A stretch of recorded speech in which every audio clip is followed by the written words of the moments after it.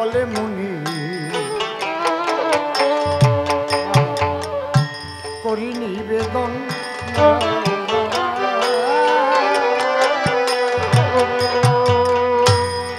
ক্ষমা করো লক্ষণে রে আমি ধরি শ্রীচরণ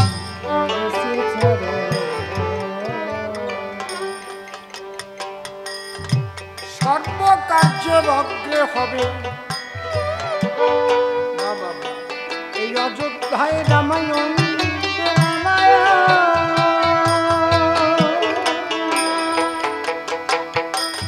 তবে কীর্তনীরা কোথায় পাবো করে অন্বেষণ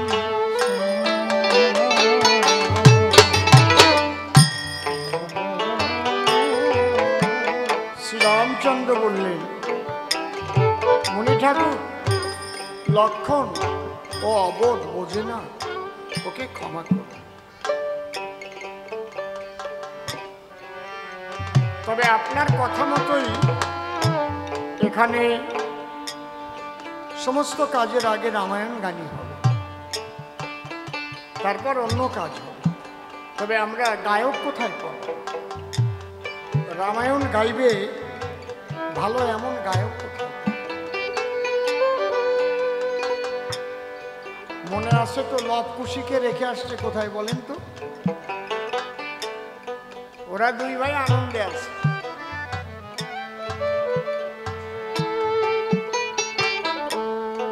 মুনি ঠাকুর বলে রাম শোনো দিয়ে মন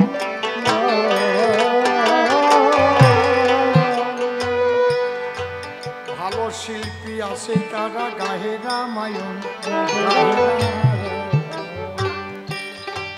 অযোধ্যার নূতন বাজারে দেখে এলাম দুটি ভাই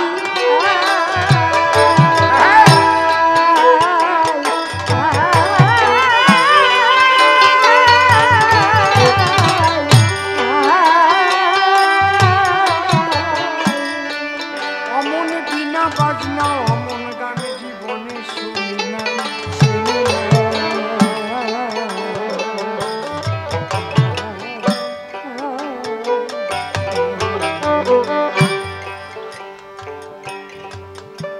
কে যাবে গায়ক আনতে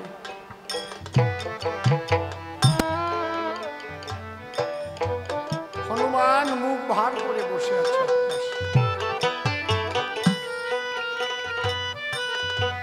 হনুমান প্রভু বৃহৎ কোন কার্য তোমার দ্বারাই তো সম্পাদিত হয় তুমি যাও বাবা অযোধ্যার নূতন বাজার থেকে দুজন রামায়ণ গায়ক আছে তাদের নিয়ে আস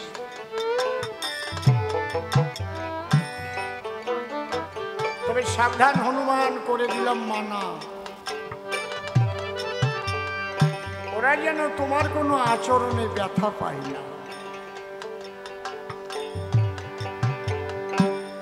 রামের কি কিছু অজানা একটা হচ্ছে নিত্য আর একটা হচ্ছে লীলার দেশ যখন লীলার দেশে ভগবান আসেন এই জন্য শাস্ত্রে লেখা আছে যদিও যাই আমি ভবসিন্ধু পার তথাপিও নাতে জীব এই লোকাচার নিত্যের দেশে পরমানন্দ ধাম আর লীলার দেশে ভিন্ন ভিন্ন নাম আপনার মধ্যে যে আত্মা আমার মধ্যে একই আত্মা আত্মার কোনো নারী পুরুষ নাই আত্মার কোনো হিজড়েও নাই নারী পুরুষও নাই বিড়াল কুকুরও নাই আত্মা জ্যোতির্ময় সত্তা যে দেহের মধ্যে যখন প্রবেশ করে সেই দেহ অনুপাতে তার বুঝতে পারছেন কি বলছে একটা গাছ দিয়ে খাট বানালে শোয়া যায় সেরাই করলে রান্না করার খাট চলা হয় যা ইচ্ছা তাই বানানো যায় এই প্রকৃতি জাত যে দেহ, এই দেহ মানুষ পায় তার কর্মের দ্বারা। এই মানব জন্ম নিয়ে যদি পশুর মতো কাজ করে, তাহলে পশু জন্মে তাকে পাঠিয়ে দেয় পুনর্বারে। যাও, তুমি পবিত্র আত্মা, মানব জন্ম পেয়ে মানব জন্মের মূল্য তুমি বোঝো, আচরণ করেছ পশুর মতো, তোমার পশুকুলে জন্ম। আহা,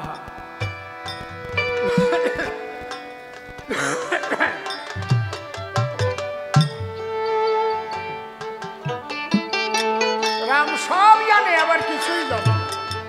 হনুমান যারা গায়ে সুন্দর রামায়ণ গান, ওদের যত্ন করে নিয়েছে। হনুমান চলছে, রাম নাম গাইতে গাইতে চলছে। ও কি ওরে আমার ও রাম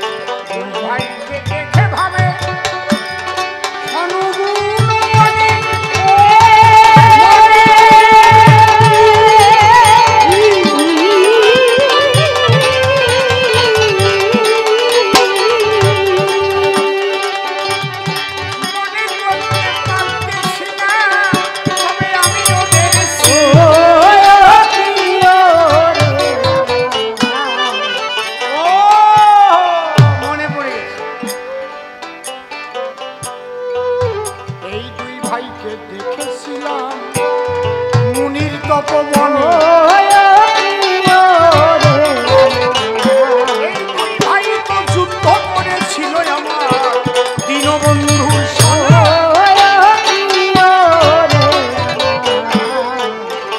এই দুই ভাই তো যুদ্ধ করেছিল। এই দুই ভাই সেদিন যুদ্ধে আমাকে ব্রহ্মজালে আবদ্ধ করেছে। ও আজকে সাধু সেজেছ, রামায়ণ যাচ্ছ, দাঁড়া দেখাচ্ছি।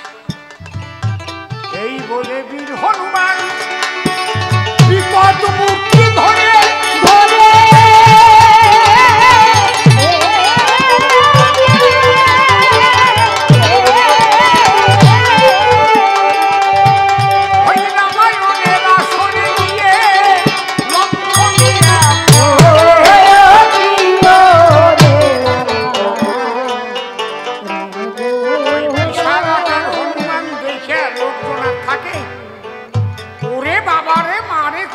দৌড়ে ফেলেছে।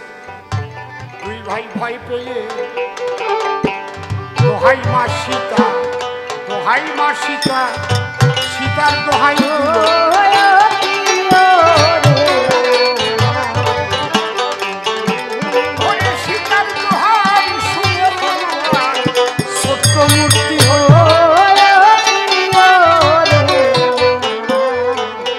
হনুমান ভেবেছে আমি তো ভুল করেছি, আমার মায়ের সন্তান।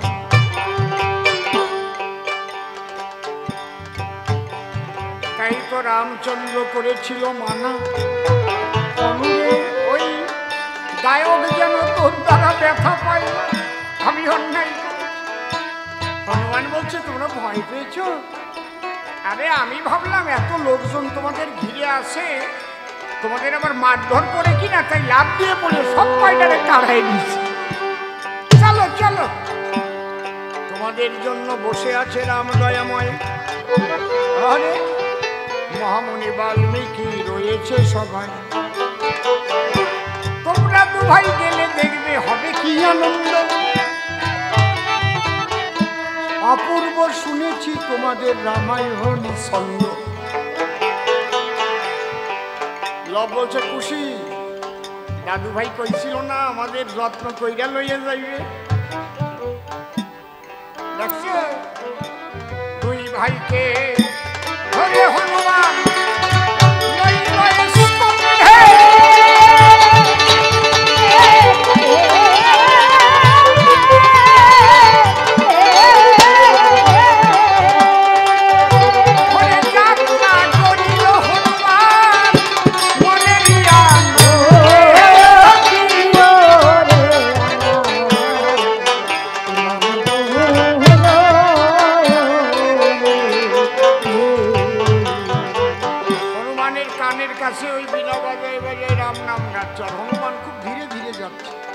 পৌঁছায় গেলে তো আর কানের কাছে রাম নাম শুনে যাবে।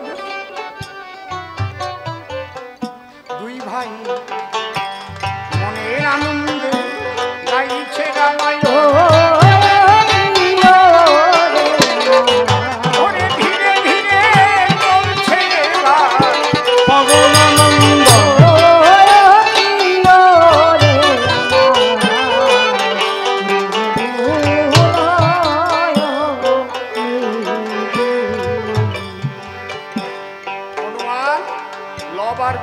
নিয়ে রামচন্দ্রের সাজানো ফুল বাগানে গিয়ে ভক্তগণ বসে আছে, সবাই যেন এক একটা ফুটন্ত ফুল। ওই বালকদ্বয়কে রেখেছে যেন দুটো চাঁদ উঠেছে। ওরা খালি ঢালুমল করে তাকাচ্ছে, কোথায় ছিলাম আর কোথায় এলাম। দেখে মুনি ঠাকুর বসা আছে, রাজা বসা আছে, কত ভক্তরা বসে। মুনি ঠাকুর বলছে লব খুশি, কোনো চিন্তা নয় আমি আছি। এর মধ্যে খুশি কয় সে নিমন্ত্রণ খাবো কোন সময়? তুমি মার কাছের থেকে বলে আনলে না আমাদের নিমন্ত্রণ খাওয়াবা। লব কয় চুপ কর, খালি খাই খাই খাই খাই খাই, ঠিক সময় পাবি না। খুশি কয় ও দাদা সময় তোর কম হয় না, কয়টায় রওনা দিছি আর কয়টা বাজে তা ঠিক পাইছি? পেটে খিদে নাই, আবার খাই খাই। আগে কি জন্য আনছে সেইটা দেখ। শোনো রামচন্দ্র, তোমার এই সভায় কিন্তু বড় বড় বুদ্ধিমান আছে, এটা আবার লাভ দিয়ে উঠবে। সাবধান, এই বাচ্চা দুটো গান গাবে, এই গানের মধ্যে যেন কেউ ব্যাঘাত না ঘটায়, তাহলে কিন্তু তার ভক্ত অপরাধ হবে,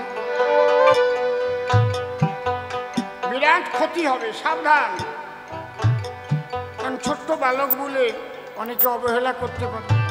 এদিকে গুনগুন আরম্ভ হয়ে গেছে। এক বুড়ো কয়, এই টুক বাচ্চা এগুলো আর গানটা দিয়ে নি, আর হাতে কি যন্ত্র নিয়ে আইছে, বাজাতে পারে, ও সুর বানতে পারে, ও তার গুড়ি করা তার। আর একজন কয়, ও বুড়ো তোমার চাইতে ওকে বয়স বেশি। কয় দেখো, খালি খালি গন্ডগোল বাজানো কথা কইয়ে না, কি করি আমার চাইতে বয়স বেশি হয়? কয় এই জন্মে কেবল তুমি বুড়ো হইছ, আর ওরা আগের জন্মে বুড়ো হইয়ে মরিয়ে যাইয়ে তারপরে এই বাচ্চা হয়ে জন্ম নিয়েছে। বড় কেনা কম। কই এ তো বাড়ি বেজাল মার্কা কথা। বেজাল মার্কা কথা দেহ দেখে বোঝা যায় নাকি কে বড় আর কে? হ্যাঁ, কেউ কেবল বুড়ো হয়, আবার কত বুড়ো হয়ে বাচ্চা হয়ে জন্মায়। জন্মায় না? দেখবেন ওই বুড়ো কর্তা যা বোঝে না, ওই ছোট্ট বাচ্চাটাও তার টকা টকিয়ে পাখির মতো কথা কয়, বুঝে ফেলে। ঠিক না? ঠিক বলছি না? কায়দা আছে। মহামুনি বাল্মীকি সবাইকে করে মানা, এই রামায়ণের আসরে কেউ কোনো উক্ত মাতব্বরি করো না। চুপ করে বসে বসে শোনো রামায়ণ, দেখো এবার কেমন গায় ভাই দুইজন। লবকুশি, একটু শোনাও, গান শোনাও। বিনা ধরে ভাই যখন বিনায় দিয়েছেন গান,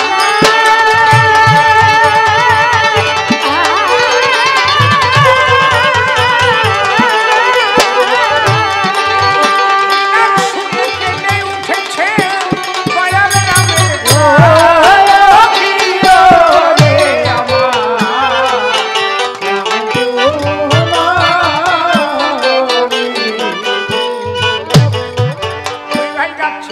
আদিকালে রামের জন্ম, সীতা দেবীর বিয়া,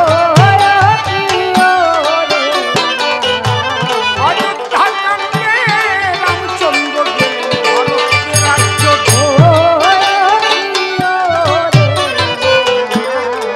অরণ্য কাণ্ডে রামের সীতা হরিল বসান,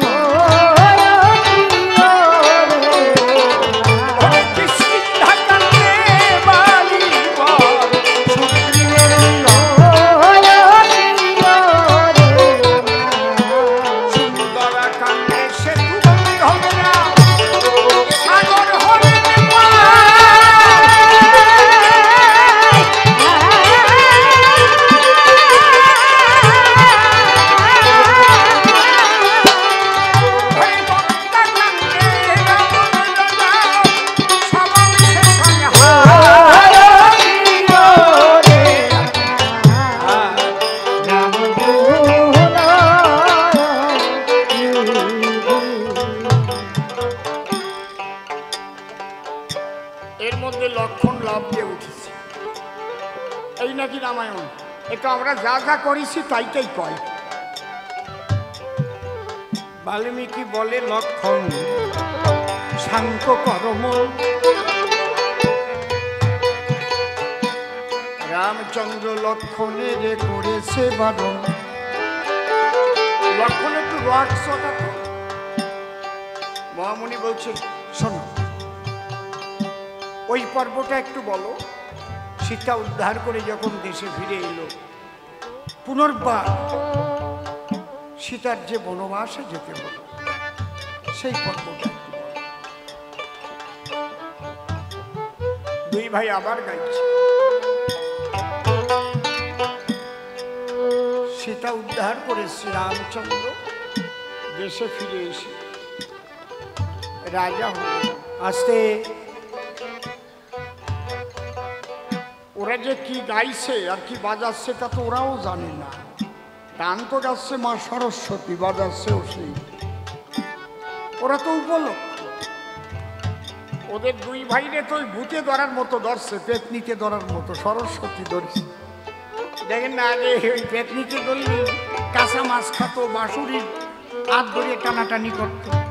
এটা কি আর ওই বউটা করতো? ও তো পেতনিতি করাতো। তো ওরা দুই ভাই গান গাইতে পারে নাকি? বিনা বাজাতে পারে? ওদের যা বলছে মুনি ঠাকুর ওই পুতুল নাচনার মতো নাচতেছে। বুঝতে পারছেন? শ্রীরামচন্দ্র যখন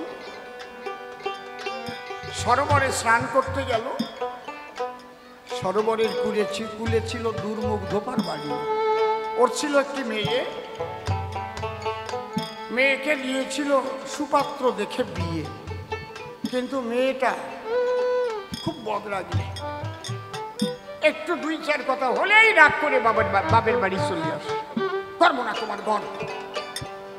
এইভাবে 8-10 বার আসার পর জামাই আসছে, এসে দুর্মুখ ধোপারে বলতেছে তোমার মেয়ে আমি আর নেব না। রাম ওই স্নান করতেছে আর শুনতেছে, কেন নেবা না? তোমার মেয়ে কতবার রাগ করে করে শুধু তোমার ঘরে চলে আসে, কতবার পাও তেলাই নিয়ে যায়। দুর্মুখ বলতেছে আমার মেয়ে তোর পরের সাথে যায় নাই, বাবার বাড়ি আইছে। আর রাম আমাদের রাজা, তার বউ তো রাবণের ঘর করিয়ে আসলো কতদিন, তাও তো সে নেছে। তাহলে সেই বরাদ্দে আমার মেয়ের কি দোষ আছে? ওর নাম এই জন্য দুর্মুখ। কিন্তু রামচন্দ্র কথাটা শোনার পরে চুপ করে চলে এলো ঘরে।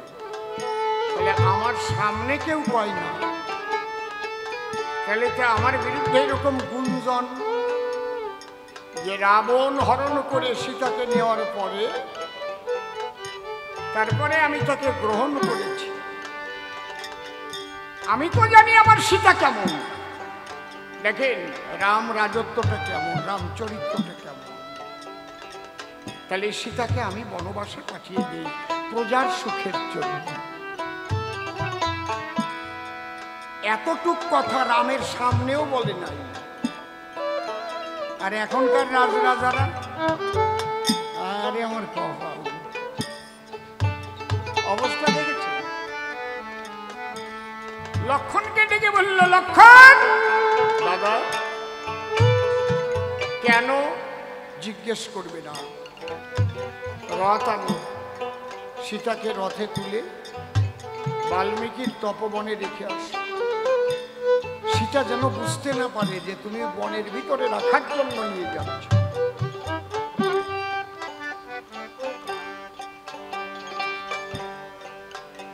এখানে কারণ আছে, কারণ ছাড়া কোনো কাজ হয় না। সীতা যখন বাপের বাড়িতে ছিল, ওনাদের বাড়িতে গাছের ডালে একটা পাখি বাসা করেছিল, ক্রৌঞ্চ আর ক্রৌঞ্চি। ওই মায়া পাখিটার পেটে ডিম ছিল। সীতা পাখিটাকে দেখে বাবাকে বলেছিল ডেকে, বাবা পাখিটা ধরে দাও না আমাকে, আমি পুষবো, খাঁচায় রাখবো। খুব কষ্ট করে পাখি ধরে খাতার ভিতরে ভরে সীতাকে দিয়েছিল। প্রত্যেক দিন দুধ ভাত দিত। কিন্তু পাখির অভ্যাস হচ্ছে ডিম পাড়ানো আব ডালে থেকে, মানুষের সামনে প্রসব করতে পারে না। কোনোদিন হাঁস বা মুরগিকে দেখবেন না যে আপনার সামনে ডিম পাড়াই চলে গেল।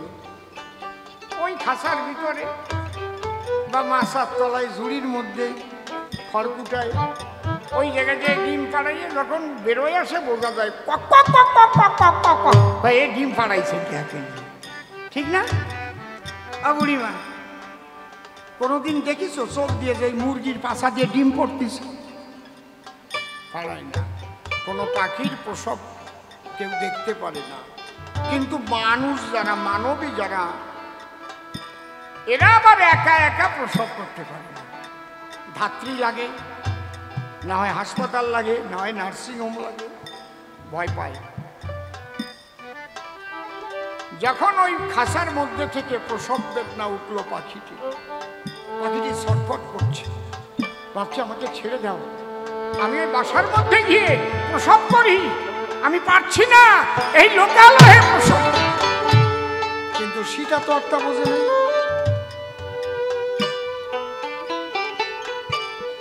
ওই মানুষের সামনে যখন প্রসব করলো, তখন ওই পাখি অভিশাপ দিয়েছে, আজকে যেমন পাখি হয়ে জন্ম নিয়েছি আমাকে লোকালয়ে প্রসব করালে, তুমি মানবী হয়ে জন্ম নিয়েছো, তোমার এমন জায়গায় প্রসব করতে হবে যেখানে বন্ধু বান্ধব কেউ পাবে না, বলো মাঝে গিয়ে তোমার প্রসব করতে হবে। সেটা তখন ৫ম মাসের গর্ভবতী। রামচন্দ্র ডেকে কহে, শোনো ভাই লক্ষ্মণ,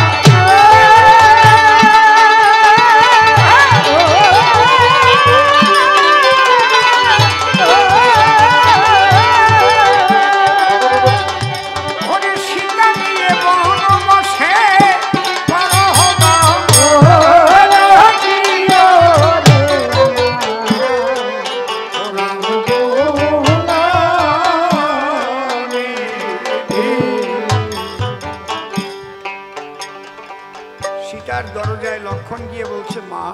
লক্ষ্মণ সীতাকে মা বলে ডাকত। কেন ডাকতো? লক্ষ্মণের মা শিখিয়ে দিয়েছে। যেদিন বনবাসে যায় লক্ষ্মণ, সেদিন শিখিয়েছিল, লক্ষ্মণ আমার একটা কথা মেনে চলিস, রাম দশরথ জ্ঞান মাতৃজ্ঞান সীতা বিপিন অযোধ্যা জ্ঞান গচ্ছ পুত্র যথা তথা।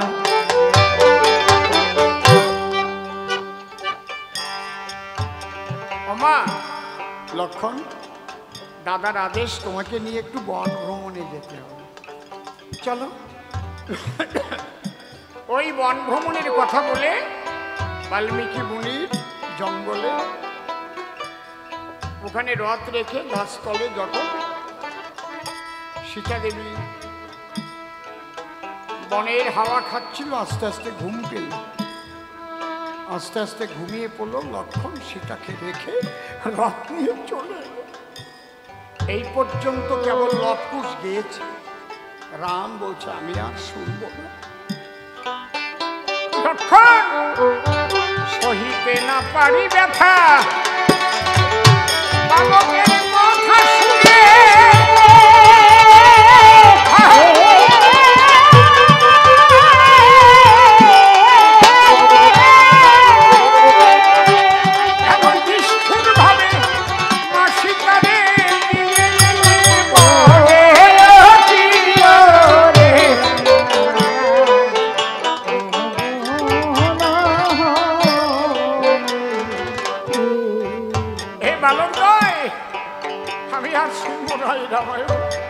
আমি আর সইতে পারছি। কেঁদে কেঁদে বলে তখন আমার রাম দয়াময়,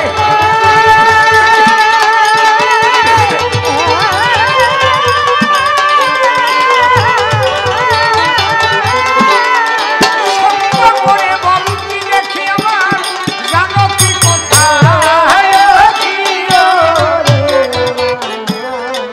হতে কোথায় এসেছি আমরা দুটি ভাই,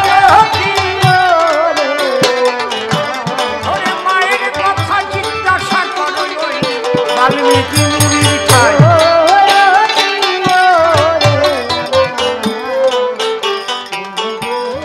মহামুনি বাল্মীকি বলেছে, লবকুশী, তোমাদের গানে আমরা সবাই খুশি, বস, আমার উদ্দেশ্য সফল হয়েছে। বলো শ্রীরামচন্দ্র, তোমার কথা। বলে, মুনি ঠাকুর আমার সীতাকে আনয়ন করুন। জগৎ লক্ষ্মী সীতা বিনে সবই অন্ধকার,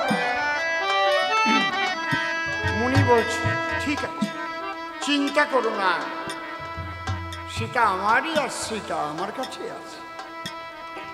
তবে আজকে যে দুটো বালক অযোধ্যায় রামায়ণ গাইল, বিনা বাজালো, এদের তো অযোধ্যাবাসী কেউ চেনে না। এদের পরিচয়টা তো আগে হওয়া দরকার। এরা কারা? লবকুশি, তোমরা শুনে হবে দারুণ খুশি। কতবার বলেছ দাদু ভাই আমাদের কি বাবা নাই? আজ তোমাদের বাবার কাছে নিয়ে এসেছি। যাও রামচন্দ্র, এরা দু ভাই তোমারই বংশের সন্তান, মা জানকীর যুগল কন্যা।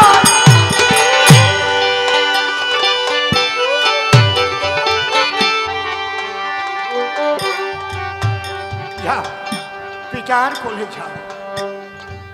লব বলে খুশি চল যাই। খুশি বলে দাঁড়া, মা থাকবে বনে, আর আমরা এই রাজার কোলে যাব কোন জ্ঞানে?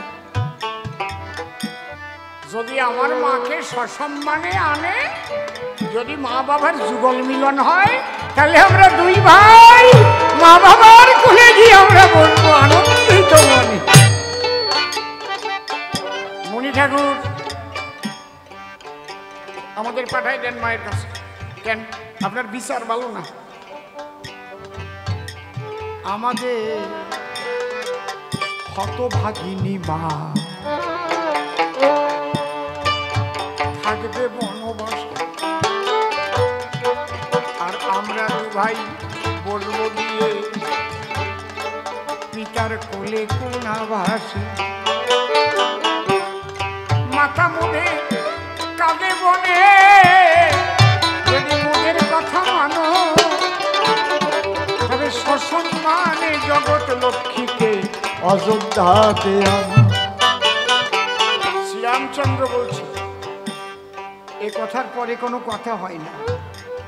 হনুমান, প্রভু যাও। হনুমান বলছে আমার দ্বারা হবে না। কেন? আমি কোন মুখ নিয়ে মায়ের কাছে যাব? ওই মাকে উদ্ধার করবার জন্য কি না করেছি। রাম বলছে, হনুমান রাগ করো না বাবা, রাগ করো না, এটা লীলা ক্ষেত্র, জানো তো? তুমি এসেছো রাম কার্য সাধিবারে, তুমি যাও সীতাকে নিয়ে এসো অযোধ্যাপুরে। আজ তো তোমারও আনন্দের দিন। আজ ভক্ত ভগবানের মিলন হবে, লক্ষ্মী নারায়ণের মিলন হবে, পিতা পুত্রের মিলন হবে, কত আনন্দ হবে। যাও।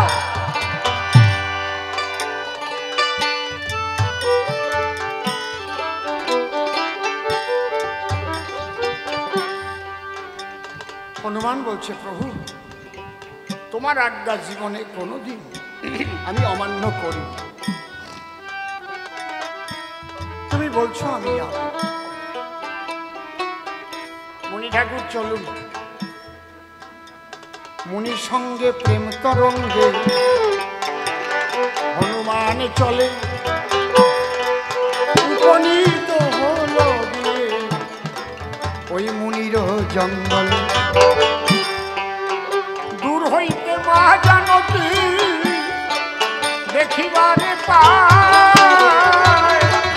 মহামুনি আর হনুমান এসেছে বনাল।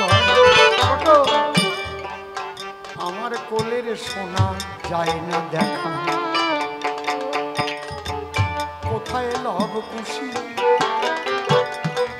সন্তানের জন্য মায়ের চোখে ঝরে অশ্রুরাশ।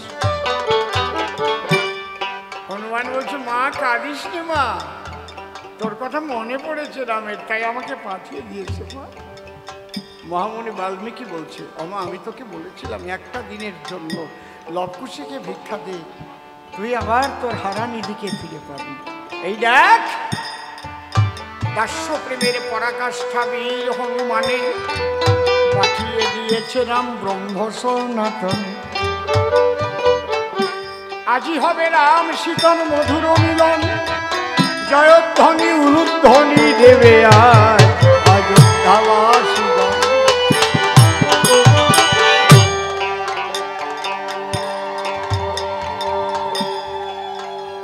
হনুমান সঙ্গে মনোরঙ্গে সীতা, চলিতে চলিতে সীতা অযোধ্যার বহির্দ্বারে এলো। লক্ষ্মীর আগমনে যেন আজি চন্দ্রোদয় হল, চারিদিকে আনন্দ আনন্দ আনন্দ। তাই কবি কি বলছে, অযোধ্যায় সারা পড়ে গেল রে লক্ষ্মী এলো দেশে। অযোধ্যায় সারা পড়ে গেল রে লক্ষ্মী এলো, লক্ষ্মী এলো লক্ষ্মী এলো সারা পড়ে গেল।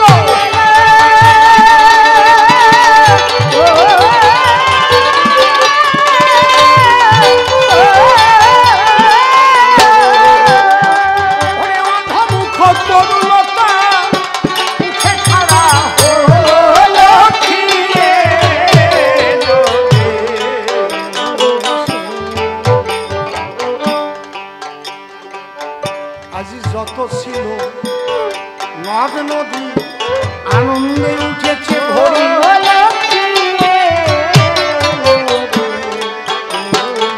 ওরে শঙ্খ ধ্বনি উলুধ্বনি করে যত নর নারী লক্ষ্মী।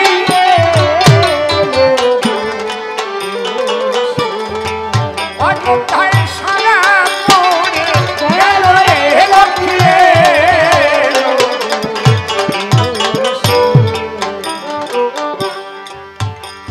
শ্রীরামচন্দ্র নিজে অযোধ্যার সিংহ দরজায় দাঁড়িয়ে আছে।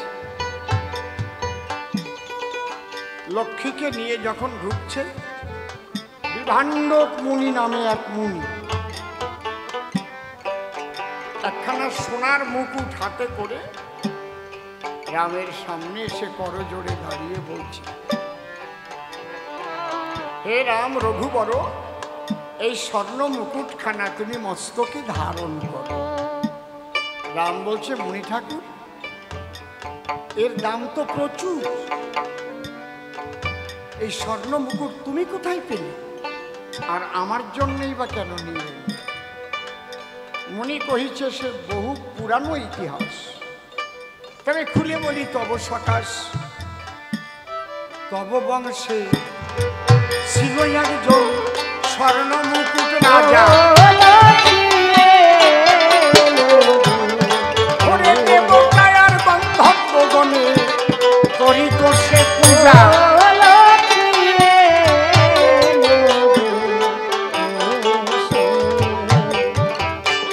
ওই রাজা এমন কোন দেব দেবতা নাই তার পূজা দিত। আবার এমন কোনো বস্তু নাই সে দান করে নাই, সোনা দানা হীরা জহরত মণি মুক্তা, কিন্তু রাজা কোনোদিন এক মুঠ অন্ন দান কাউকে করে নাই। ওই স্বর্ণ মুকুট রাজার যখন মৃত্যু হলো, বাচ্চাটাকে ঠান্ডা করে রাখে, আস্তে স্বর্ণ মুকুট রাজা নারায়ণের নির্দেশে ওই যে তিল তুলসী গঙ্গা জল হাতে ধরে যে দান করেছে তার তো আছে ফল। বলল, তুমি সূক্ষ্ম দেহে মহাকাশে বিচরণ করবে আর শিশিরের জল সেবা করবে, আর তুমি কিছু পাবে না। ওই সূক্ষ্ম দেহে স্বর্ণমুকুট রাজা যখন ভ্রমণ করছিল, বিভাণ্ডক মুনিও সাধনার দ্বারায় সূক্ষ্ম দেহ ধরে যাচ্ছিল। তখন বলল, রাজামশাই, তোমার এই দুর্গতি কেন? বলে, আমি জীবনে কোনোদিন অন্ন দান করিনি। বলে, তাহলে নারায়ণের কাছে শোনো, মুক্তি পাবার বিধান কি? তখন ওই স্বর্ণ মুকুট রাজা গিয়ে বলল নারায়ণের কাছে, তাহলে এর কি মুক্তি পাবার কোনো বিধান আছে? বলে, আছে। কি? বলে যদি তোমার কোনো পুত্র বা ঔরসজাত সন্তান থাকে, সে যদি তোমার উদ্দেশ্যে নররূপী নারায়ণ সেবা অন্নদানের আয়োজন করে, তাহলে তুমি উদ্ধার হতে পারবে, তাছাড়া উদ্ধার নাই।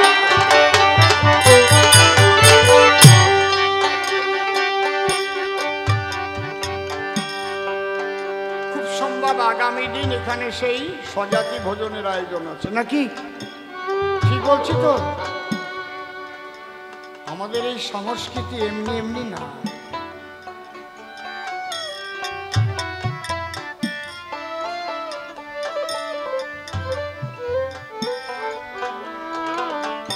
তখনই স্বর্ণমুকুট রাজা বিভাণ্ডক মুনিকে বলল, আর বিভাণ্ডক মুনি গিয়ে তার যে পুত্র নীলধ্বজ তাকে খবর দেওয়ার পরে সে তখন স্বজাতি ভোজের আয়োজন করে পিতার মুক্তি কামনায়, আজকে যেমন মাতৃ আত্মার পরম শান্তি কামনায় অসীম সরকারকে নিয়ে এসেছে রামায়ণ গাইবার জন্য। আগামী দিন হবে এখানে সেই অন্নদানের ব্যবস্থা। আপনারা আশীর্বাদ করবেন, মায়ের সেই পবিত্র আত্মা যেন শ্রীহরি পদপ্রাপ্ত হয়। একবার প্রমানন্দে হরিধ্বনি উলুধ্বনি ধরো, হরিব।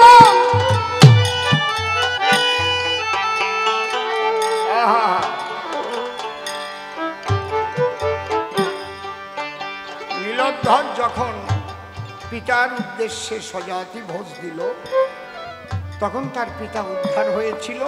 তাই নীলধ্বজ সন্তুষ্ট হয়ে সোনার মুকুটখানা মুনি ঠাকুরকে দান করেছিল, যে তুমি যদি খবর না দিতে, তোমার সাধনাতে যদি ধরা না পড়তো, তাহলে আমার বাবা উদ্ধার হতে পারতো না। এই সোনার মুকুট আমি তোমারে দিলাম। তাই মুনি বলছে, রাম, আমি তো বনবাসী ঋষি, আমি এই মুকুট পরিনি। আমি তাকিয়েছিলাম কবে অযোধ্যায় আমার রাম সীতার মিলন হবে, সেদিন এই মুকুট আমি রামের মাথায় পরাবো। হরি বলো। আজ তোমার জন্য নিয়ে এসেছি।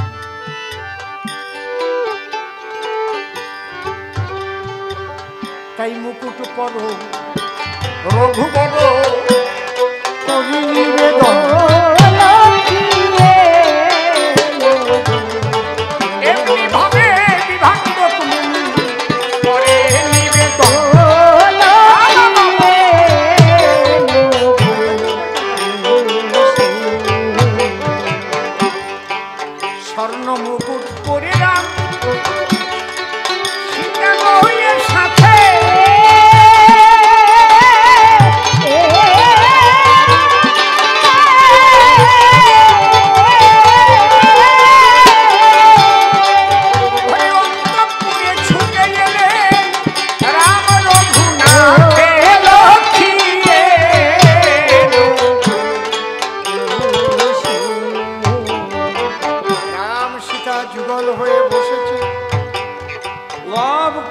খুশি হয়ে আজ দুই ভাই নিয়ে মা বাবার কোলে বসেছে।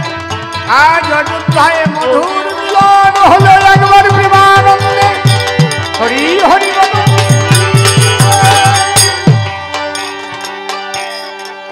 ভক্তগণ, আজ রাম সীতার যুগল মূর্তি হল। চারিদিক থেকে ভক্তরা এসছে। যে যার যা প্রাণের ইচ্ছা সে তাই রামচরণে দিয়ে প্রণাম করছে। আপনারা জানেন, যেখানে রামায়ণ হয় সেখানে ভক্তবৃন্দ যারা আসেন, সভার মর্যাদা এবং গায়কের দাতব্য হিসেবে আজকে রাম সীতার যুগলের চরণে আপনাদের যদি ইচ্ছা থাকে কিছু অর্পণ করার, এই সময় করতে পারেন। আমি চাইলাম, না চাইলে আপনারা ভাবতে পারেন লোকটা কি অহংকারী হয়ে গেল। আমরা রামায়ণ গান শুনতে আসলাম, একটা পয়সাও দিতে পারলাম না, চালো না। যদি কারো ইচ্ছা করে রাম নামে দিতে, যদি ইচ্ছা থাকে মনে সেই সময় দিলাম আমি দেবের ভক্ত। একখানা থালা দিতে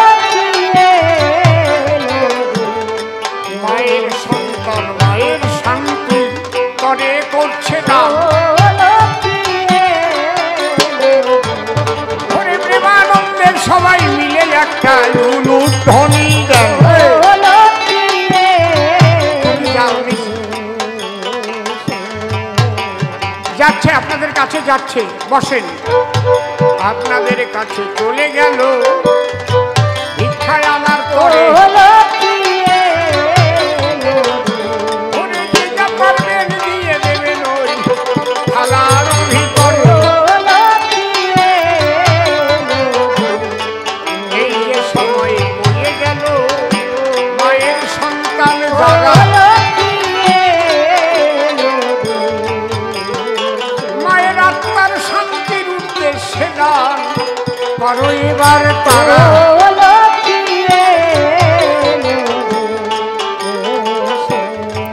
মায়ের উদ্দেশ্যে সন্তান পরিবারে দাও ওরে বস্ত্র নিয়ে চলে এসেছে সভ্য সভাস্থান। একবার হরিধ্বনি উলুধ্বনি করো যত ভক্ত।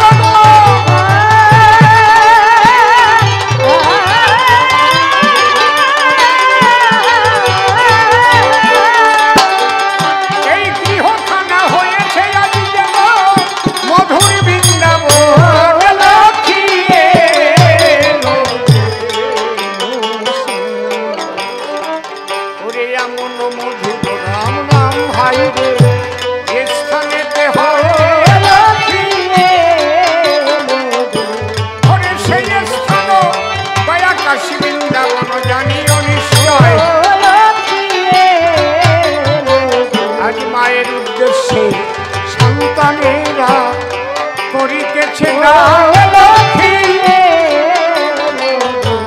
ভক্ত যারা সবাই তারা একবার উলুধ্বনি দেন।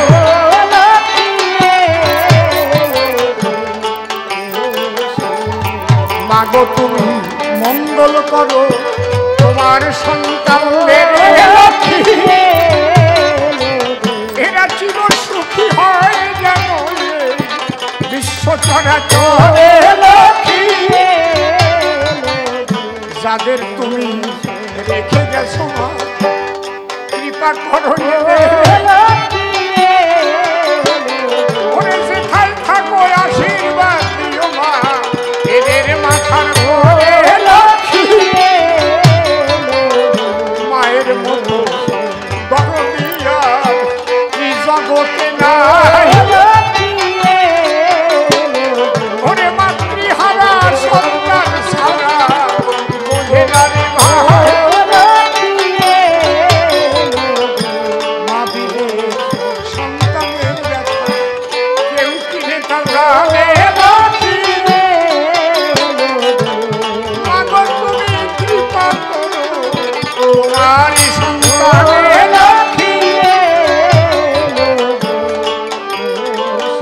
একবার মাতা পিতা প্রেমানন্দে সবাই হরি হরি বলো।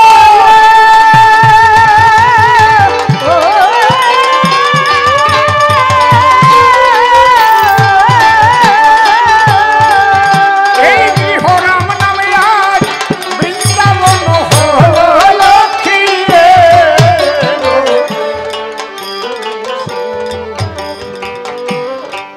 এসেছি ভবে যেতে হবে তারপরে চোখে দিনে দিনে দিন ফুরানো আর কদিন বাকি।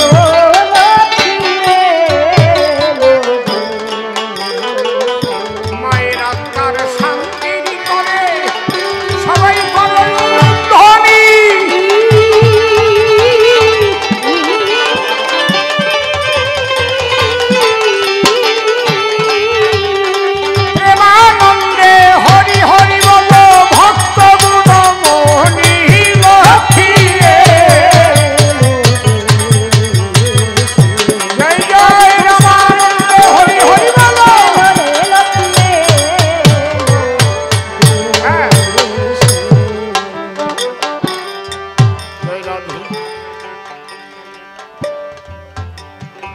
মহামুনি বাল্মীকি বলছে রাম আজকে আমরা শুনলাম মাতা পিতা গত হলে অন্নদান করতে হয়, তাহলে তোমার পিতা যে গত হলো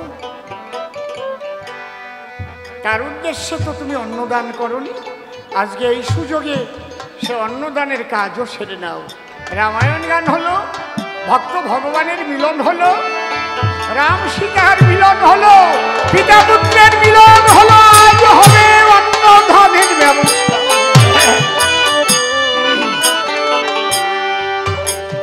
পিতার উদ্দেশ্যে রাম, রাম ভগবান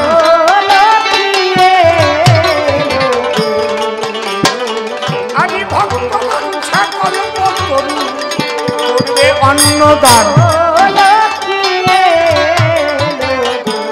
সীতা গেল রন্ধনশালে রন্ধন করার দায়,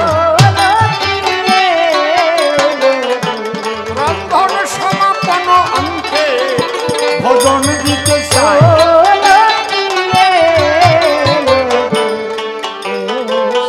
কিন্তু যারা ব্রাহ্মণ ছিল তাদের মধ্যে একটা গন্ডগোল বাঁধলো, এই অন্ন আগে পাবে কিনা। কয় না অগ্রদানী ব্রাহ্মণ। মা সীতা বলল, মায়ের কাছে সবাই সমান, তোমরা বসো। কিভাবে দিতে হয় খালি দেখো। যত ভক্ত ছিল তত সীতা রূপ ধরিয়া এলো,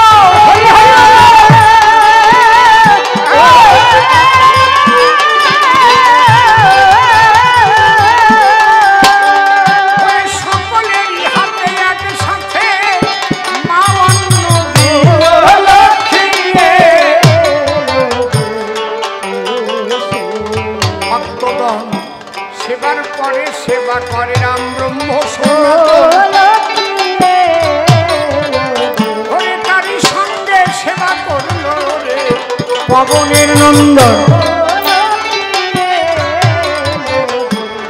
সর্বশেষে জগৎ লক্ষ্মী সেবাতে বসিল। হরি হরি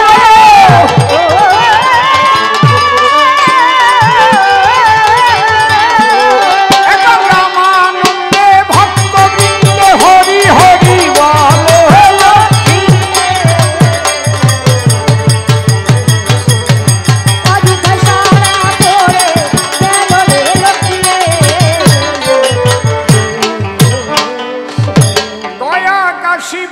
বনধাম যে স্থানে রাম নাম, দয়া কাশী বৃন্দাবন ধাম যে স্থানে রাম নাম।